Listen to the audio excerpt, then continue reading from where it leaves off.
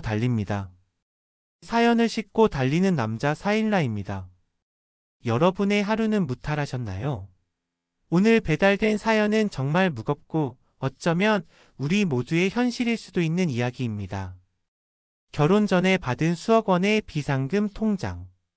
그 돈 때문에 지옥을 경험하고 결국엔 혼자서 다시 일어선 한 여성분의 이야기. 돈 때문에 가족의 민낯을 보게 된 충격적인 기록을 여러분과 함께 긴 호흡으로 달려보겠습니다. 브레이크 없이 바로 시작하겠습니다. 안녕하세요. 저는 30대 후반의 평범한 주부. 아니, 이제는 한 아이를 키우는 싱글맘입니다. 오늘 제가 들려드릴 이야기는 시댁과 돈 문제로 밤잠을 설치시는 분들이라면 꼭 끝까지 들어보셨으면 좋겠어요. 제가 겪은 일은 너무나 드라마 같아서 아마 세상에 이런 일이라고 하실 겁니다. 자, 그러면 제 파란만장했던 결혼 생활 이야기 지금 시작할게요. 저는 서울 인근 지역에서 일남일녀 중 막내딸로 태어났어요. 겉보기엔 정말 평범한 가정이었지만 저희 부모님은 겉과 속이 달랐죠. 아버지는 중소기업에서 30년 근속 후 임원이 되신 그야말로 성실함의 탑이셨고, 어머니는 지역 내 명문 예술학원을 20년 동안 운영하셨습니다. 그냥 학원이 아니었어요. 그 지역에서 상위 1% 부모님들의 아이들이 드나드는 곳이었죠. 어머니는 학원 운영을 통해 돈의 무서움을 뼈저리게 아셨어요. 사소한 학원비 환불 문제부터 남편에게 속아서 전 재산 날리고 울면서 오는 학부모, 시댁 빚 때문에 결국 아이 학원비를 끊어야 했던 부모들까지. 돈 때문에 망가지는 가족들을 너무나 많이 보셨죠. 엄마의 입버릇은 이거였어요. 얘야, 세상에 공짜는 없어. 특히 돈 앞에선 더 그래. 돈이 개입되는 순간 사람이 달라진다. 남편의 사랑. 그거 돈 없어지는 순간 제일 먼저 도망가는 감정이야. 이 말이 제 머릿속에 각인될 줄은 몰랐습니다. 저는 그런 환경에서 자연스럽게 미술의 재능을 보였고 프리랜서 일러스트레이터로 활동하며 작가님 소리를 들었습니다. 경제적으로도 독립적이었죠. 하지만 엄마는 제가 독립적일수록 더 걱정하셨어요. 제가 결혼을 발표하던 날 밤이었습니다. 엄마는 서랍에서 통장 하나를 꺼내셨죠. 잔액에 찍힌 숫자를 본 저는 숨이 멎는 줄 알았습니다. 엄마는 당신이 오랫동안 학원 수입을 부동산과 주식으로 불려 오직 저를 위해 준비한 수억 원의 비상금이라고 하셨어요. 그리고 다시 한번 엄포를 놓으셨죠. 이 돈은 절대 남편한테도 말하지 마. 시댁은 당연히 모르게 하고. 이건 내가 정말 위기에 처했을 때 너와 내 미래의 아이를 지킬 최후의 방패다. 이 돈은 곧 너의 생명줄이야. 그때 저는 엄마가 너무 과하다 생각했습니다. 제 남편이 그럴 사람이 아니라고 굳게 믿었으니까요. 이 순진함이 나중에 얼마나 큰 화를 부를지 그때는 정말 몰랐습니다. 남편은 제 두 번째 개인전에서 만난 스타트업의 유망한 엔지니어였습니다. 그는 로맨틱하고 배려심 깊었으며 제 작품 활동을 진심으로 응원해주는 사람이었어요. 제가 작업 때문에 약속을 미뤄도 당신 작품 활동이 우선이지. 난 기다릴 수 있어 라고 말해주는 사람이었죠. 심지어 제 그림 홍보까지 자처하며 진심으로 저를 응원해줬습니다. 2년 동안 단 한 번도 크게 싸운 적이 없었고 청혼했을 때 저는 주저없이 그를 믿었습니다. 문제는 결혼식이 끝나고 신혼여행에서 돌아온 다음 날부터 터졌습니다. 남편이 갑자기 내가 장남인데라는 낯선 타이틀을 내세우며 매주 일요일 시댁 가족 모임을 의무화했어요. 연애 때는 전혀 몰랐던 시댁의 폐쇄적인 가족주의가 드러나기 시작한 겁니다. 시부모님은 엄청나게 체면과 외부 시선을 중요시하는 분들이었습니다. 시아버지는 퇴직 후에도 각종 모임에서 명함을 돌리셨고 시어머니는 친구들에게 저를 그림 한 점에 1,000만 원씩 받는 유명 예술가 며느리라고 허풍을 떨며 소개하셨죠. 처음엔 자랑스러워 하시는 줄 알았지만 나중에 보니 완전히 허세와 체면용이었습니다. 매번 시댁에 갈 때마다 요즘 작품 전시회는 어디서 했니? 수입은 얼마나 되니? 같은 질문만 받았습니다. 그리고 가장 충격받았던 사실. 남편이 저 몰래 매달 상당한 액수의 돈을 시댁에 생활비 명목으로 보내고 있었다는 겁니다. 제가 우연히 남편의 휴대폰에서 이체 기록을 보고 이게 뭐냐고 따져 물으니 남편은 말하면 결혼 안 할까봐. 어차피 우리 각자 돈 관리하자나라고 했습니다. 이미 결혼 전부터 저를 속이고 있었다는 사실에 배신감을 느꼈지만 자기 돈이니 어쩔 수 없다고 합리화하며 부부 통장을 합치는 것만 미루었습니다. 이때 알아봤어야 했는데 이 모든 것이 파국을 예고하는 전주곡이었습니다. 결혼 1년 차 시댁의 간섭은 점점 도를 넘었습니다. 매주 일요일마다 저는 수입 보고를 해야 했어요. 시어머니는 제 수입이 조금이라도 줄어들면 우리 아들 월급으로만 생활하는 거냐며 은근히 압박했습니다. 시아버지는 제가 참여하는 모든 미술 행사 정보를 캐내려 하셨죠. 더 심각했던 건 친정 재산을 캐묻기 시작한 겁니다. 강남에 있는 학원 건물은 없니? 너한테 상속해 줄 건 얼마나 돼? 은근슬쩍 떠보는 질문이 이어지더니 결국 시어머니는 제 앞에서 친구 며느리 이야기를 꺼내며 요즘은 친정에서 아파트도 사주던데 참 복이 많은 애야라며 대놓고 저희 부모님에게 경제적인 도움을 요구했어요. 옆에서 듣고 있던 남편은 늘 침묵했습니다. 집에 와서 따지니 남편은 또 엄마가 섭섭해서 하는 말이야. 당신 너무 예민하게 받아들이지 말라고 옹호했습니다. 결국 시누이까지 가세의 언니 돈도 많이 번다면서 오빠가 부모님께 효도하는 거 좀 도와줘야 하는 거 아니에요. 라며 저를 몰아세웠죠. 참다 못한 저는 결국 폭발했습니다. 이 결혼 더는 못하겠다. 이혼하자. 남편은 깜짝 놀라 무릎까지 꿇고 빌었습니다. 잘못했어. 앞으로 당신을 최우선으로 생각할게. 부모님한테도 확실히 얘기할게. 그의 간절한 모습에 저는 딱 한 번만 더 믿어보기로 했지만 마음속에는 이미 커다란 의구심과 불신이 자리 잡았습니다. 결혼 2년 차 드디어 저희 부부에게 임신이라는 기쁜 소식이 찾아왔습니다. 하지만 기쁨도 잠시 지독한 입덧이 시작되면서 저는 지옥을 경험했습니다.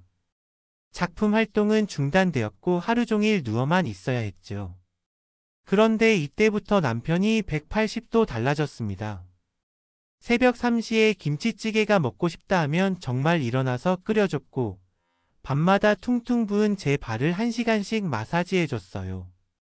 우리 아기가 먹고 싶다는데 못 구할 게 뭐가 있어.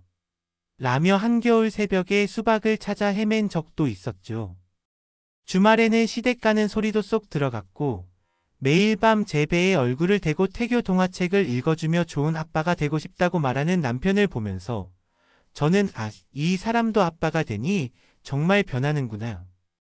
내가 너무 매정했나? 라며 그를 다시 믿기 시작했습니다. 하지만 이 지극정성 뒤에는 소름 돋는 진실이 숨어 있었습니다. 임신 7개월 차 평화가 깨진 어느 날 저녁 식사 자리. 남편은 젓가락을 내려놓고 심각한 표정으로 말했어요. 사실 나 당신 그 비상금 통장 본 적 있어. 당신이 임신하기 한 달 전쯤 우연히. 순간 머릿속 퍼즐이 맞춰졌습니다.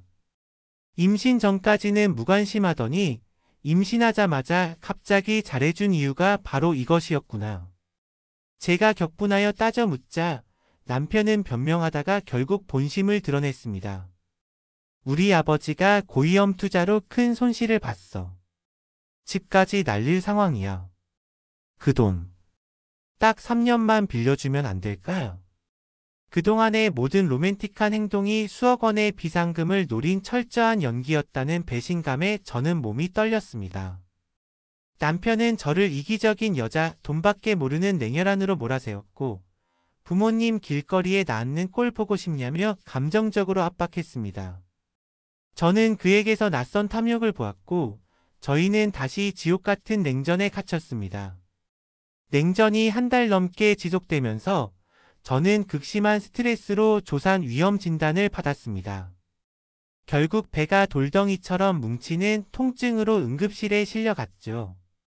병원 복도에서 남편이 울면서 시댁에 전화하는 소리가 들렸어요. 엄마 미안해요.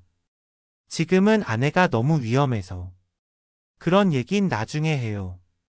그 모습을 보고 마음이 약해진 것도 잠시, 병실로 돌아온 남편은 눈물까지 흘리며 다시 한번 애원했습니다. 제발 한 번만 딱 3년만 빌려줘. 우리 아기한테 맹세할게. 내가 갚을게. 나 당신 정말 사랑해. 저는 그의 처절한 모습을 외면할 수 없었고 이 스트레스를 계속 받으면 정말 아기가 위험해질 것 같다는 두려움에 마침내 빌려주기로 결심했습니다. 퇴원 후 저는 곧바로 친정 엄마에게 모든 상황을 털어놨어요. 엄마는 한참 침묵하더니 단호하게 말씀하셨습니다. 이미 그들이 돈의 존재를 안 이상 안 빌려줘도 평생 시달릴 거다. 차라리 빌려주고 3년 후를 기다려라. 대신 철저하게 준비해. 차용증, 공증 모두 완벽하게 받아놔야 해. 그리고 엄마가 그들의 체면을 꺾어줄게. 엄마의 계획을 들은 저는 소름이 돋았습니다. 엄마는 그 집안 사람들이 가장 무서워하는 게 뭔지 아냐? 바로 돈 잃는 것보다 체면 구기는 거다라고 하셨어요. 저는 법무사를 통해 법적 효력이 완벽한 차용증과 공증을 준비했습니다. 수억 원을 빌려주는 날 시댁 가족들은 마치 무슨 큰 행사라도 하듯 정장을 차려입고 모여 있었죠. 시부모님은 가족끼리 무슨 차용증이냐, 우리를 못 믿는 거냐며 불쾌해했지만 남편마저 이렇게 해야 서로 편하다며 설득한 끝에 결국 도장을 찍었습니다. 제가 수억 원을 송금하는 순간 시댁 분위기는 180도 바뀌어 저를 구세주라 칭했습니다. 시어머니는 제 손을 잡고 눈물까지 흘리셨지만 그 눈물의 의미는 순수하지 않았습니다. 하지만 그들의 환대와 감사는 정확히 3개월을 못 갔습니다. 돈은 이미 갚을 필요가 없는 우리 돈이 되어 있었으니까요. 3년 상환 기한이 다가올수록 독촉 문자를 보내는 저를 시댁은 야박한 며느리로 몰아갔습니다. 시어머니는 친척들 앞에서 저를 흉받고 시아버지는 돈이 원래 우리 돈이나 마찬가지 아니냐며 적반하장으로 나왔습니다. 수억 원을 빌려주고도 제가 나쁜 사람이 되는 지경에 이르렀습니다. 결국 3년이 되는 날 시아버지는 전화로 돈이 어디 있어? 없는 걸 어떻게 줘? 네가 알아서 처리해. 라며 본심을 드러냈습니다. 바로 그때 초인종이 울렸습니다. 저예요. 사돈입니다. 친정 엄마는 손에 서류 가방을 들고 시댁 소파에 앉으셨습니다. 엄마는 시부모님의 체면을 무기로 꺼내셨죠. 엄마가 보여준 것은 채무불이행 공고문 양식과 함께 시아버지의 대학 동창 리스트, 시어머니의 문화센터 인맥 리스트 등 수백 명의 인맥 리스트였습니다. 엄마는 조용히 말했습니다. 이 모든 분들에게 채무불이행 사실을 알리는 공고문 발송 준비는 이미 끝났습니다. 이 서류는 법적으로 정당한 채권 추심 절차고요. 클릭 한 번이면 사돈께서 20년 동안 쌓으신 그 체면은 끝입니다. 공고문이 나가면 사돈의 사회적 위치는 회복이 불가능할 겁니다. 선택하십시오. 이틀 안에 돈을 갚으시겠습니까? 아니면 이 서류를 발송할까요? 시아버지는 얼굴이 새파래져서 무너졌고 시어머니는 제발 이러지 말라며 울부짖기 시작했습니다. 이건 협박이야. 라는 외침에 엄마는 협박이 아니라 정당한 권리 행사라고 단호하게 맞섰죠.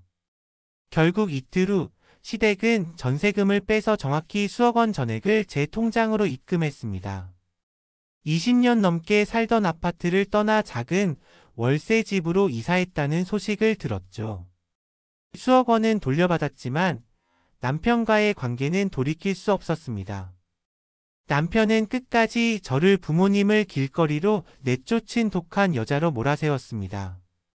매일 같은 싸움의 반복. 아기 앞에서 소파에서 잠든 남편을 보며 저는 확신했습니다. 이 사람은 돈 앞에선 언제든 나를 배신할 사람이다. 결국 저는 곧바로 이혼을 진행했고 홀가분한 해방감을 느꼈습니다. 시부모님은 동네 사람들에게 저를 욕하고 다녔지만 진실을 아는 사람들은 빌린 돈은 갚아야지 뻔뻔하다며 시댁을 비난했죠. 이혼 후 2년이 지난 지금 저는 아이와 함께 새로운 동네로 이사했어요. 스트레스가 사라지니 작품 활동도 다시 궤도에 올랐습니다.